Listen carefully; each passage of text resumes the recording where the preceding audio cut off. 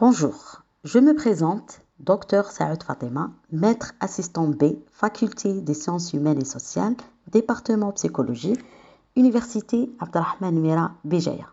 Aujourd'hui, nous allons étudier le cours de la psychologie du développement et des différences individuelles pour les étudiants de deuxième année licence spécialité psychologie. La psychologie du développement et des différences individuelles. Ce cours compose à 3 chapitres et chaque chapitre compose à 4 sous-chapitres. Chapitre 1, définition, objet et historique. Sous-chapitre 1, définition et terminologie. Sous-chapitre 2, objet d'étude. Sous-chapitre 3, aperçu historique. Sous-chapitre 4, les différences individuelles et leurs relations avec les développements. Chapitre 2, théorie explicative de la psychologie du développement. Ce chapitre 1, théorie psychanalytique. Ce chapitre 2, théorie cognitive. Ce chapitre 3, théorie de l'apprentissage. Ce chapitre 4, théorie du développement et psychosocial. Chapitre 3, principale approche de recherche en psychologie du développement. Ce chapitre 1, méthode expérimentale. Ce chapitre 2, méthode clinique. Ce chapitre 3, méthode descriptive. Ce chapitre 4, méthode historique. Objectif pédagogique. Identification conceptuelle de la psychologie du développement et des différences individuelles.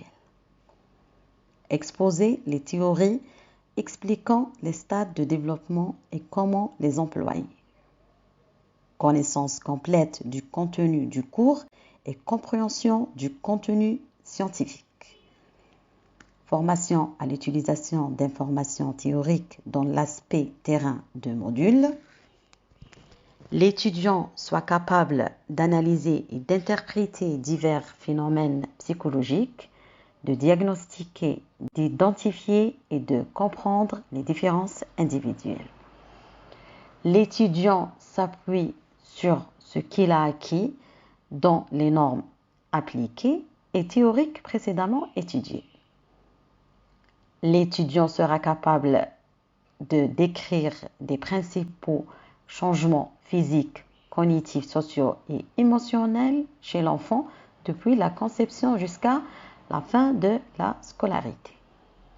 Comprendre que plusieurs facteurs biologiques et environnementaux influencent le développement d'un enfant et s'influencent les uns et les autres.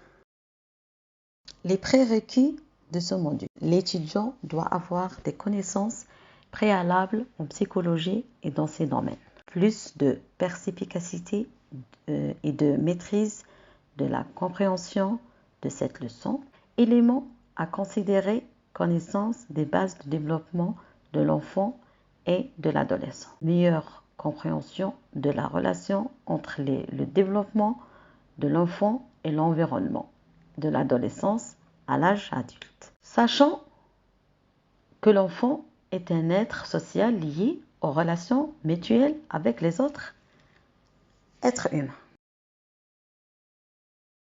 Comment évaluer de ce module? L'évaluation se fait à travers de 2 types. Évaluation continue 40%, assister et participer à des activités 20%, l'interrogation et l'exposé c'est 20%. L'examen de 2 semestres 60%, 2 examens écrits pour chaque semestre. À la fin, je vous remercie pour votre écoute et votre suivi.